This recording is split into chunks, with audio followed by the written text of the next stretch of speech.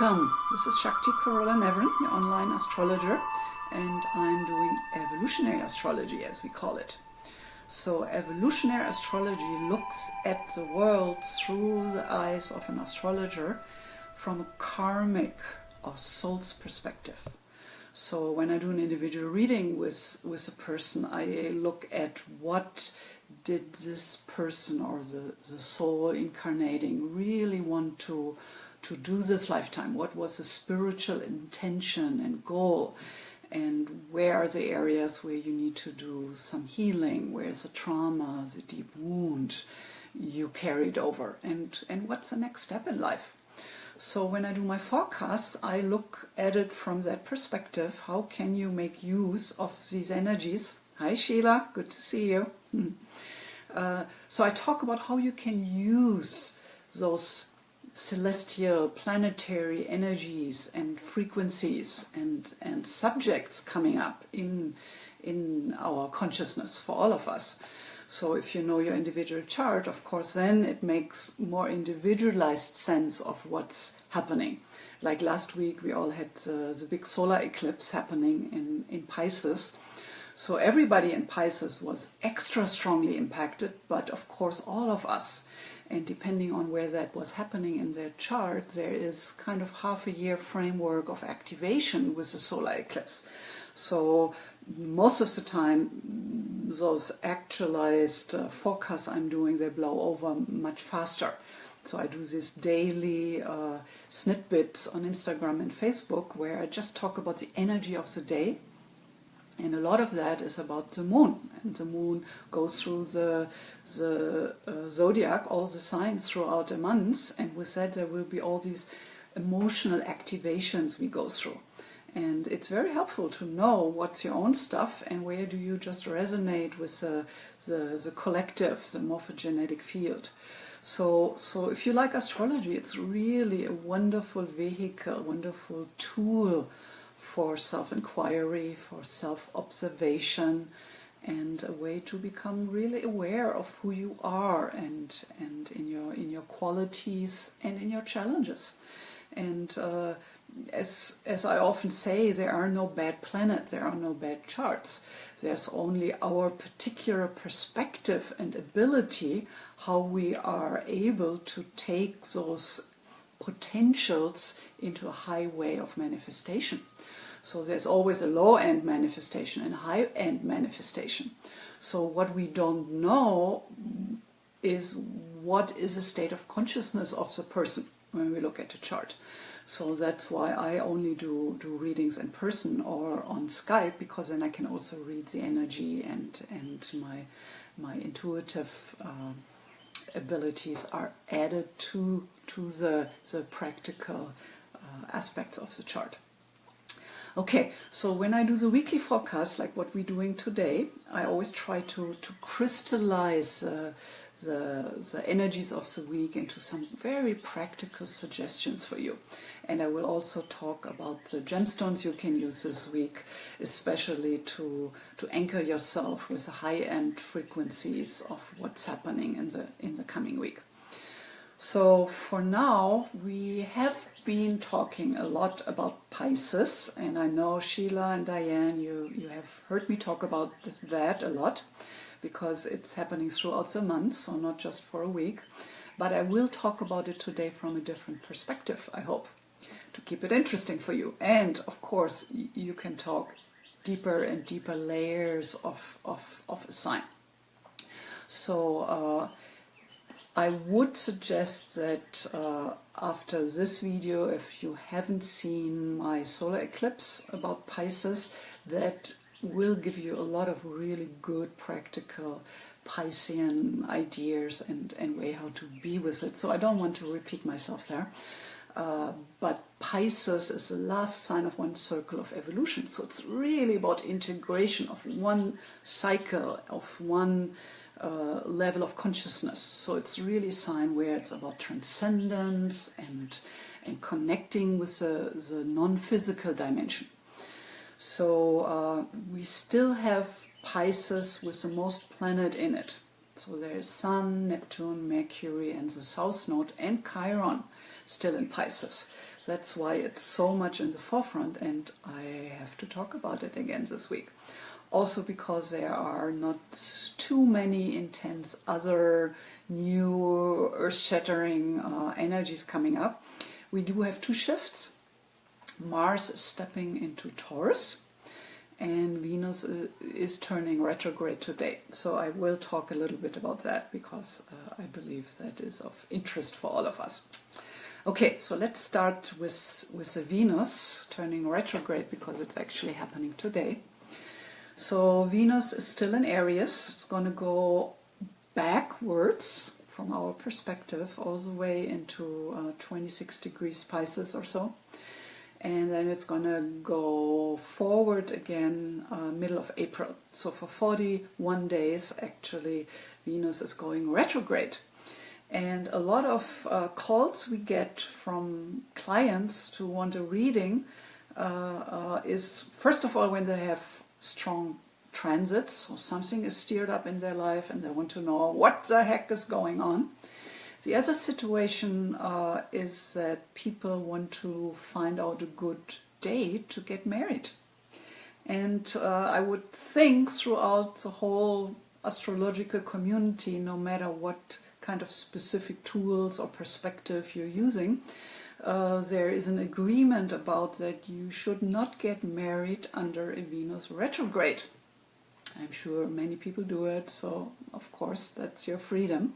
But if you're into astrology and you know a little bit about those potentials each beginning moment holds, then you might want to reconsider and maybe push the date a little bit.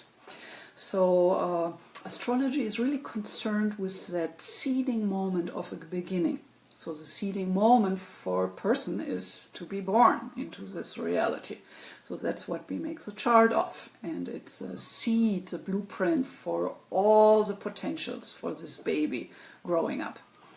And you can also make a chart for getting married, or launching your website, or any kind of contracts you're signing, or things you're starting into. So if it's important, you want to make a chart for it so you know the potential, and if you have a choice, you can choose the time, is even better. So I wouldn't recommend to get married till Venus turns direct again, and not because Venus is a bad, Venus retrograde is a bad thing. Retrogrades are usually, when the planet goes retrograde, it's kind of stopping the forward motion, the evolution into the future, so to speak. So retrograde, we go backwards in degrees in the sign, or sometimes even in 2 signs, like with the Venus. And we are revisiting areas. And in a way, that's a wonderful thing, because we get smarter, we get more mature, we get wiser, and that's what we're all after.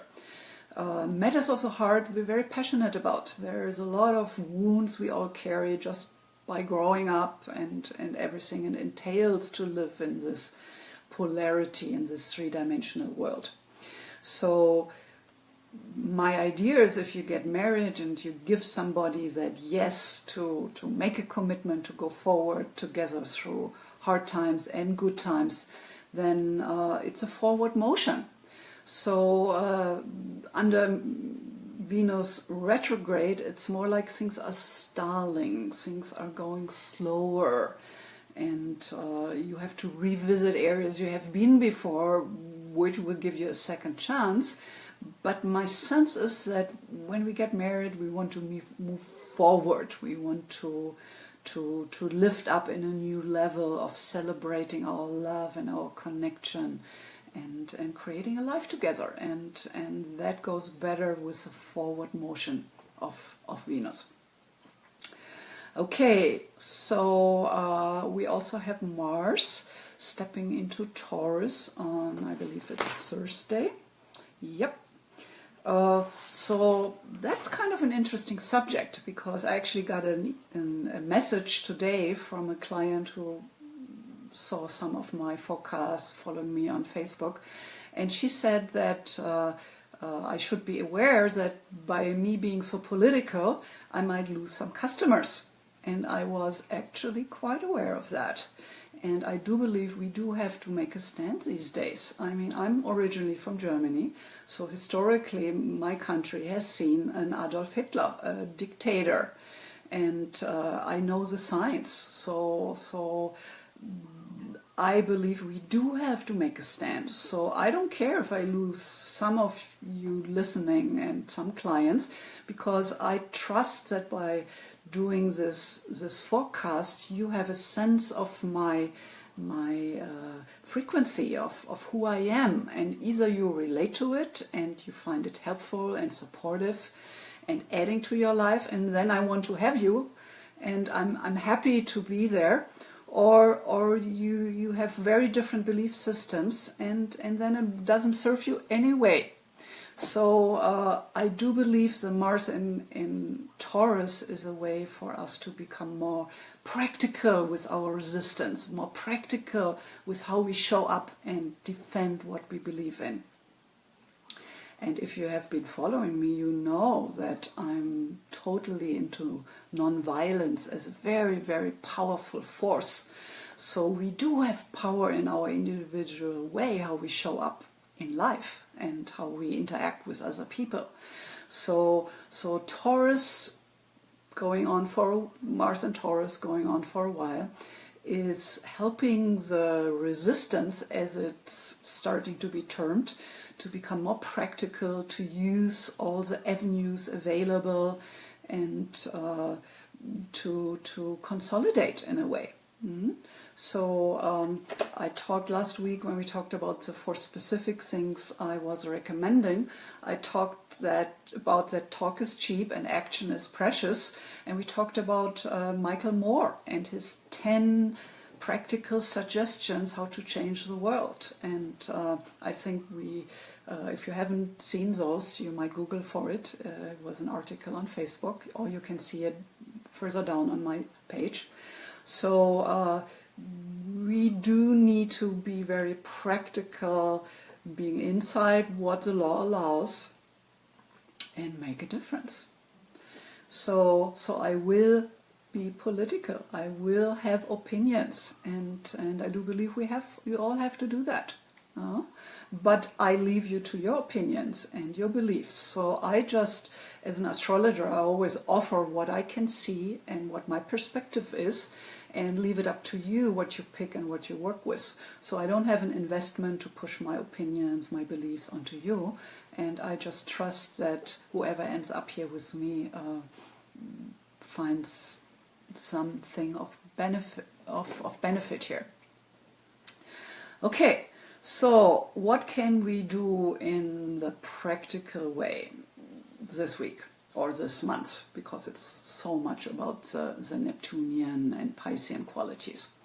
So, first of all, because Pisces is really about transcendence and the connection to the non-physical, so it brings us in contact to our impermanence and the idea that we all usually feel quite threatened by things changing around us and not being in control. And when we hit midlife, and that's kind of part of the midlife crisis with Uranus opposition, we become viscerally aware and impacted by the fact that we are not immortal. Life is not permanently going on in this form, in this body. Yes, the soul is immortal and permanent, we could say, but we have this framework of this lifetime. We are called to use as well and as good as we can. So we do that usually from a perspective of joy and feeling useful and having a meaningful life when we are connected to what I call the ocean consciousness, something bigger than just our ego structure, our story, our own problems and challenges. So all the people in the helping professions, they know about how satisfied it feels to be able to make a difference. And even if it's only to help one person a day and make an impact, that's actually a lot. So yeah, so the idea of impermanence is really helpful to contemplate with all these planets in Pisces. Okay, so let's see. Yeah, and part of the challenge for us is that we long so much for stability and something solid to rely on, that the idea and the experience that all that out there is an illusion in some way, depending from which perspective we're coming, can be very scary and emotionally challenging.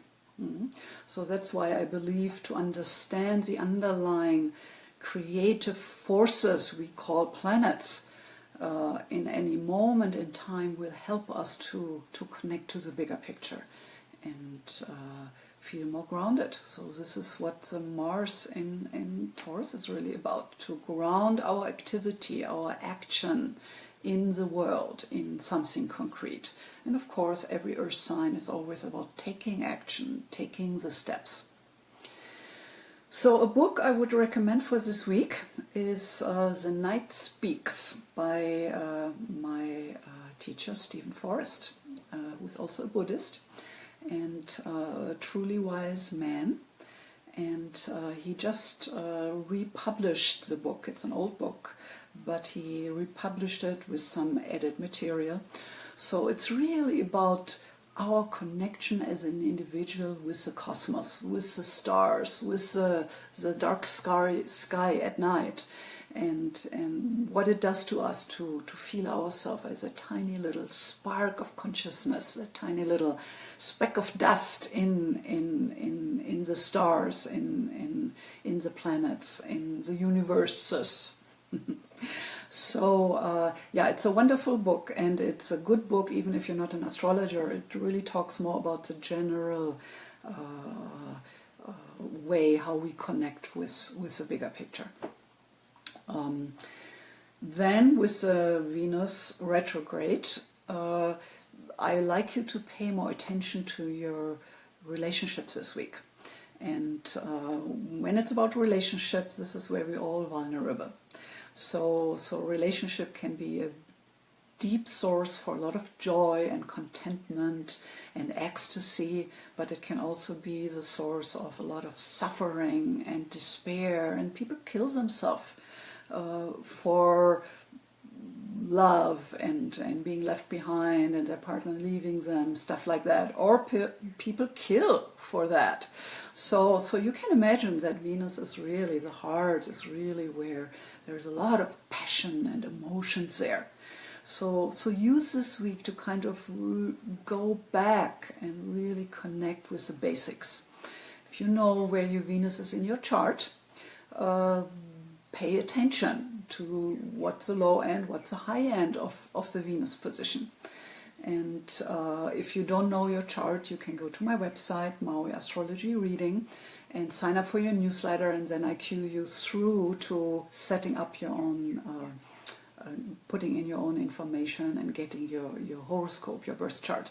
And then you will know where your Venus is, and you will even get a free love stone report, which is your main healing stone, your true birth stone for your Venus position, which means this is a stone to help heal your wound, your wound around self-love, your wound around self-value, and how you go about to make connections and create friendships and relationships. So make sure you get that. Then in the way of gemstones for this week, all the gemstones we have discussed before, pearls, that's why I'm wearing my pearls here today, are still wonderful gems to have in your field. You have to soothe you, help you to feel balanced and more centered. So pearl, Herkimer diamond, always a good balancing stone. But this week you could add to the gemstones you play with the red garnet, if you have one. Hi, Pat. Or smoky quartz. So I can show you a nice smoky crystal. Let's put it in front of the black, with a white background. Oops, sorry. So the smoky quartz is a very grounding stone. And I believe with all this opening we are experiencing, all this connection to the higher wisdom, the non-physical dimensions, our own higher self, which is wonderful, but we need to be able to bring in that information and ground it into our action, our own practical reality. So the smoky quartz is a wonderful stone to do that. All black stones are actually connected to the first chakra, so they all have this kind of groundedness and connection to the earth. And I do believe with all these planets in Pisces, we are really invited and asked to bring the heaven, the spirituality, into a physical experience. So in ancient times, we all were kind of trying to lift out, transcend the body and reaching God up there. But now it's really about manifesting the divine down here. So all the grounding stones can help us with that. And if you lay down on the bed to meditate with a gemstone, it might be a good stone to put on your first chakra. And it will help you to feel more grounded, or as they say in England, to be more earthed, to feel that connection to the earth and being in this body and in this mortal experience for however long we're here, and make the best out of it. And I do believe we feel the most joy and connection if we serve, if we connect with, how I call it, the ocean consciousness. And the gemstones are just wonderful helper on that journey, because they have that kind of perfect crystallization and frequency. So they are the powerful transmitters of certain colors and high balanced frequencies. So if we choose consciously, either for the moment or according to our birth charts, then you can get my gemstone profile report. So then you will really know which are your most healing true birthstones for each one of your planets. And I'm going to put a link down there for you. So either way, if you work with your personal most powerful gemstones, or if you just work with the gemstones for the week, or you just work with gemstones you love and you find beautiful and you're attracted to play with, either way, they are wonderful companions, and all are there to help you to find that perfect balanced place. Okay, my dears, let me see if I have any questions here. Okay, Diane. Yeah, nonviolent communication. That's a wonderful hint. So that's a way where we can learn to consciously not contribute to the violence and that kind of crabby energy by learning how to express ourselves in a more compassionate or non-violent way. So I often recommend that in sessions with people, that's a wonderful thing to do.